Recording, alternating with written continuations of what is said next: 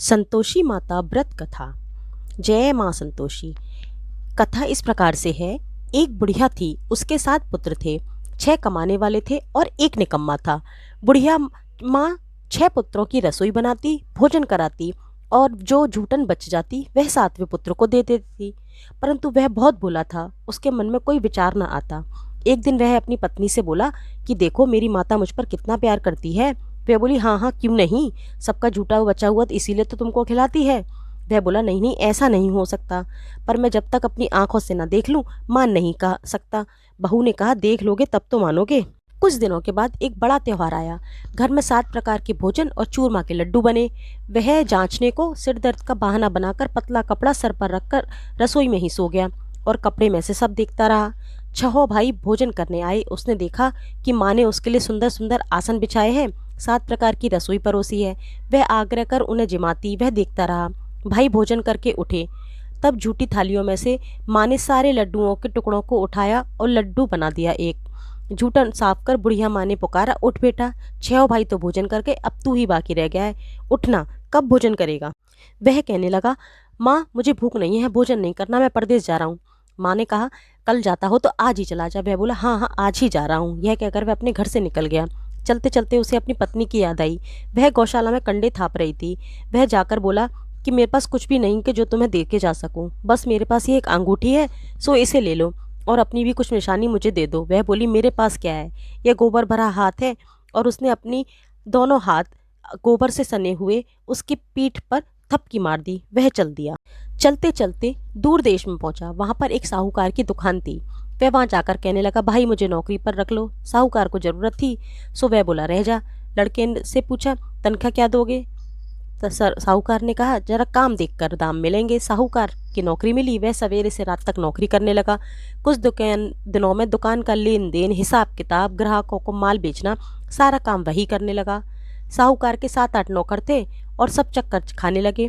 वह तो बहुत होशियार बन गया। सेठ ने भी काम देखा, 3 महीने में भी उसे आधे मुनाफे का साझीदार बना लिया और 12 वर्ष में वह एक नामी सेठ बन गया। मालिक सारा कारोबार उसके ऊपर छोड़कर बाहर चला गया। अब इधर बहू पर क्या बीती। सास ससुर उसे दुख देने लगे। सारी गृहस्थी का काम कराकर उसे लकड़ी लेने जंगल भेजते और घर की रोटियां जो आटे में से भुसी निकलती थी उसकी रोटियां बनाकर रख दे जाती और फूटी नारियल की नरेली में उसे पानी दिया जाता। वह इसी तरह अपने दुख भरे जीवन को बिता रही थी। एक दिन वह लकड़ी लेने जंगल में जा रही थी तो रास्ते में बहुत सी स्त्रियां संतोषी माता का व्रत करती दिखाई दी। वह खड़ी हो कथा सुनकर बोली बहनों तुम किस देवी देवता की पूजा करती हो और इसे करने से क्या फल होता है, इस व्रत के करने की क्या विधि है। यदि तुम अपने इस व्रत के बारे में मुझे समझा दो तो मैं तुम्हारा बड़ा एहसान मानूंगी। तब उनमें से एक स्त्री बोली सुनो, यह संतोषी माता का व्रत है, इसके करने से निर्धनता दरिद्रता का नाश होता है, लक्ष्मी आती है, मन की चिंताएं दूर होती हैं, घर में सुख होने से मन को प्रसन्नता और शांति मिलती है, अपने पुत्र को पुत्र मिलता है, प्रीतम बाहर गया हो तो जल्दी आ जाता है, कुंवारी कन्या को मनपसंद वर मिलता है, राजद्वार में बहुत दिनों से मुकदमा चलता हो तो खत्म हो जाता है, सब तरह सुख शांति होती है और घर में धन जमा होता है, जायदाद पैसों का लोभ होता है, लाभ होता है, रोग दूर होता है तथा मन में जो कामना हो वह पूरी हो जाती है, इसमें संदेह नहीं है। फिर वह पूछने लगी कि यह तो बताओ यह व्रत कैसे किया जाता है, आपकी बड़ी कृपा होगी। स्त्रियां कहने लगी 1.25 आने का गुड़ चना ले लेना, इच्छा हो तो 5.25 आने का ले लेना या 1.25 रुपये के भी सहूलियत के अनुसार लेना, बिना परेशानी श्रद्धा और प्रेम से जितना बन सके लेना, 1.25 पैसे से 5.25 आना और इससे भी ज्यादा शक्ति और भक्ति अनुसार लेना। हर शुक्रवार को निराहार रहकर कथा कहना, कथा के बीच में क्रम टूटे नहीं, लगातार नियम पालन करना, सुनने वाला कोई ना मिले तो घी का दीपक जलाकर उसके आगे जल के पात्र को रखकर कथा कहना, परंतु कथा कहने का नियम ना टूटे। जब तक कार्य सिद्ध ना हो नियम पालन करना और कार्य सिद्ध हो जाने पर व्रत का उद्यापन करना। 3 माह में माता फल पूरा करती है। यदि किसी के ग्रह खराब हो तो भी माता 3 वर्ष में कार्य को सिद्ध अवश्य कर देती है। कार्य होने पर ही उद्यापन करना चाहिए, बीच में नहीं उठना चाहिए। उद्यापन में 2.5 सेर आटे का खाजा और इसी अनुपात में खीर तथा चने का साग करना, 8 लड़कों को भोजन कराना, जहाँ तक मिले देवर जेठ भाई बंधु के लड़के लेना, ना मिले तो रिश्तेदार और पड़ोसियों के लड़के बुला लेना, उन्हें भोजन कराना, यथाशक्ति दक्षिणा देना, माता का नियम पूरा करना। उस दिन घर में कोई खटाई ना खाए। यह सुनकर बहू आगे चल दी। रास्ते में लकड़ी के बोझ को बेच दिया और उस पैसे से गुड़ चना ले माता के व्रत की तैयारी कर आगे चली। और सामने मंदिर देख पूछने लगी, यह मंदिर किसका है? सब बच्चे कहने लगे, संतोषी माता का मंदिर है। यह सुन माता के मंदिर में जा माता के चरणों में लौटने लगी। दीन हो विनती करने लगी, माँ मैं निपट मूर्ख, व्रत के नियम को नहीं जानती, मैं बहुत दुखी हूँ माता, जगत जननी मेरा दुख दूर कर, मैं तेरी शरण में हूँ। माता को दया आई। एक शुक्रवार ही बीता था कि दूसरे शुक्रवार को ही उसके पति का पत्र आया और तीसरे को उसका भेजा पैसा भी पहुंचा। यह देख जिठानी मुंह से कोड़ने लगी कि इतने दिनों में इतना पैसा आया, इसमें क्या बड़ाई है। लड़के ताना देने लगे, काकी के पास पत्र आने लगे और रुपया आने लगा, अब तो काकी की खातिर बढ़ेगी, अब तो काकी बोलने से भी नहीं बोलेगी। बेचारी सरलता से कहती, भैया पत्र आए, रुपया आए, यह सो हम सबके लिए अच्छा है। ऐसे कहकर आंखों में आंसू भर संतोषी माता के मंदिर में मातेश्वरी के चरणों में गिरकर रोने लगी।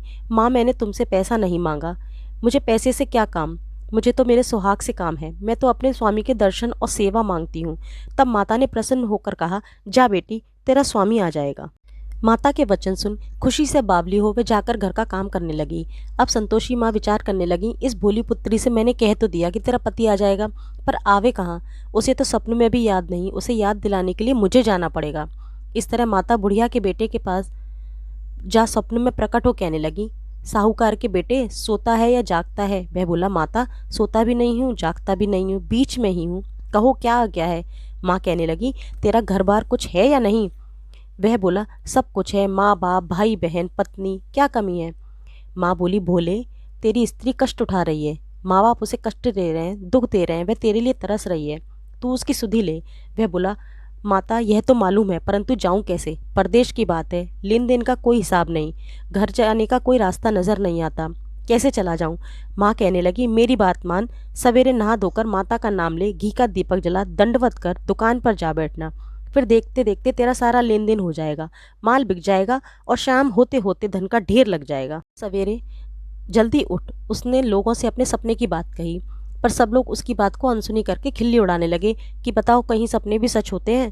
तब एक बूढ़ा आदमी बोला, भाई मेरी बात मान, इस तरह सच झूठ के कहने के बदले देवता ने जैसा कहा है वैसे ही करने में तेरा क्या जाता है। अब बूढ़े की बात मानकर वह नहा धोकर संतोषी माता को दंडवत कर घी का दीपक जला दुकान पर जा बैठा। थोड़ी देर में क्या देखता है कि देने वाले रुपया लाए, लेने वाले हिसाब लेने लगे, कोठे में भरे सामानों के खरीदार नगद दाम में सौदा करने लगे और शाम तक धन का ढेर लग गया। माता का नाम ले घर ले जाने के वास्ते गहना कपड़ा खरीदने लगा और वहां से निपट तुरंत घर को रवाना हुआ। वहां बहू बेचारी लकड़ी लेने जंगल जाती है, लौटते वक्त माता जी के मंदिर में विश्राम करती है। वह तो अब उसके रोज ही रुकने का स्थान जो ठहरा। उधर से दूर से धूल उड़ती देख माता से पूछती है, माता यह धूल कैसे उड़ रही है? माँ कहती है, पुत्री तेरा पति आ रहा है, अब तू ऐसा कर, लकड़ियों के 3 बोझ बना ले, एक नदी के किनारे रख, दूसरा मेरे मंदिर पर और तीसरा अपने सर पर रख। तेरे पति को लकड़ी का गट्ठा देखकर मोह पैदा होगा, वह यहाँ रुकेगा, नाश्ता पानी बना, खा पीकर माँ से मिलने जाएगा। तू लकड़ी के बोझ को उठाकर घर जाना और बोझ आंगन में डालकर दरवाजे पर जोर से आवाज़ लगाना, ओ माँ सासू माँ जी लकड़ी का गट्ठर लो, भूसे की रोटी दो, नारियल के खोपड़े में पानी दो, आज मेहमान कौन आया है। माँ की बात सुन बहुत अच्छा माता कहकर प्रसन्न हो लकड़ियों के 3 गट्ठे ले आई, एक नदी के तट पर एक माता के मंदिर में रखा। इतने में एक मुसाफिर वहां आ पहुंचा। सूखी लकड़ियां देख उसकी इच्छा हुई कि यहीं निवास करे और भोजन बनाकर खा पीकर गांव जाए।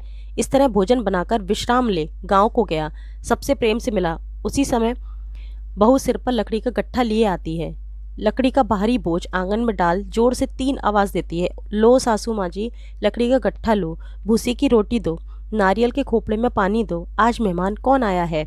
यह सुन उसकी सास अपने दिए कष्टों को भुलाने हेतु कहती है, बहू ऐसा क्यों कहती है, तेरा मालिक ही तो आया है, आ बैठ, मीठा भात खा, भोजन कर, कपड़े गहने पहन। इतने में आवाज़ सुनकर उसका स्वामी बाहर आता है और अंगूठी देख व्याकुल हो माँ से पूछता है, माँ यह कौन है।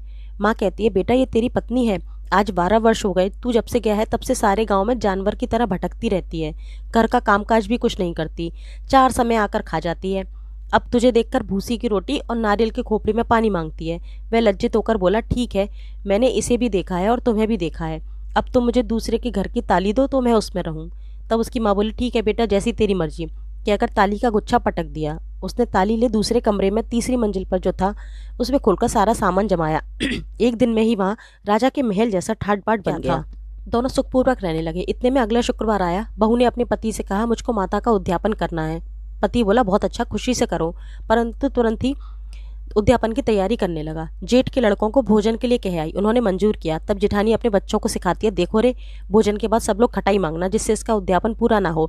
लड़के भोजन करने आए, खीर पेट भर खाई, परंतु बात याद आते ही कहने लगे, हमें कुछ खटाई दे दो, फिर खाना हमें भाता नहीं, अरुचि होती है। बहू बोली, खटाई किसी को नहीं दी जाएगी, यह तो संतोषी माता का प्रसाद है। लड़के उठ खड़े हुए और बोले, पैसा लाओ। भोली बहू कुछ जानती नहीं थी, उन्होंने पैसे दे दिए। लड़के उसी समय हट करके इमली लाकर खाने लगे। यह देखकर बहू पर माताजी ने कोप किया। राजा के दूत आकर उसके पति को पकड़ कर ले गए। जेठ जेठानी मनमाने खोटे खोटे वचन कहने लगे। लूट कर धन इकट्ठा कर कर लाया है, सो राजा के दूत पकड़ कर ले गए हैं। अब मालूम पड़ेगा जब जेल की मार खाएगा। बहू से यह वचन सहन नहीं हुए। रोती रोती माता के मंदिर में गई और बोली, हे माता, तुमने यह क्या किया? हंसाकर क्यों रोना लगी? माता बोली, पुत्री, तूने उद्यापन करके मेरा व्रत भंग किया है। इतनी जल्दी सारी बातें भुला दी? यह कहने लगी। माता, भूली तो नहीं हूँ, ना कुछ अपराध किया है, मुझे तो लड़कों ने भूल में डाल दिया। मैंने भूल से उन्हें पैसे दे दिए, मुझे क्षमा करो माँ। माँ बोली, ऐसी भी कहीं भूल होती है?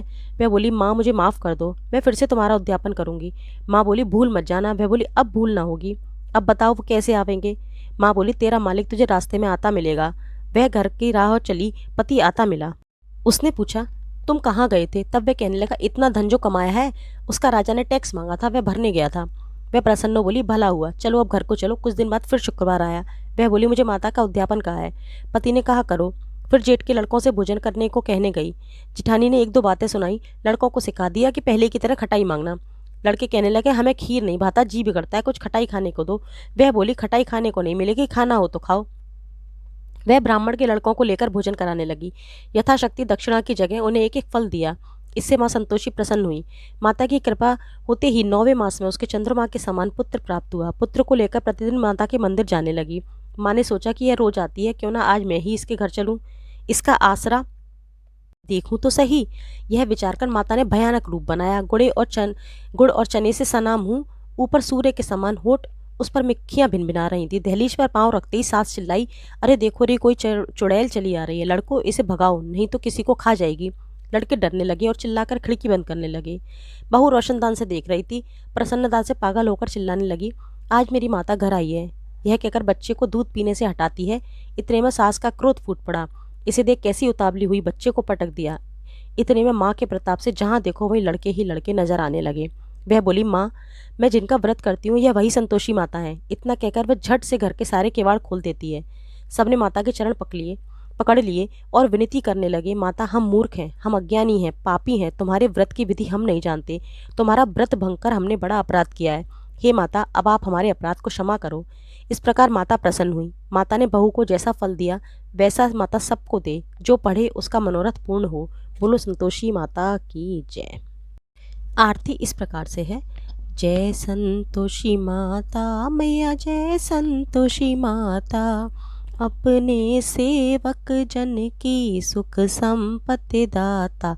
ओम जय संतोषी माता, सुंदर चीर सुनहरी माँ धारण कीन्हो, हीरा पन्ना दम के तन सिंगार लीन्हो। ओम जय संतोषी माता, गैरू लाल छटा छवि बदन कमल सोहे, मंद हसत करुणामयी त्रिभुजन मन मोहे। ओम जय संतोषी माता, स्वर्ण सिंहासन बैठी चवर ढुरे प्यारे, धूप दीप नैवेद्य मधुमेवा भोग धरे न्यारे।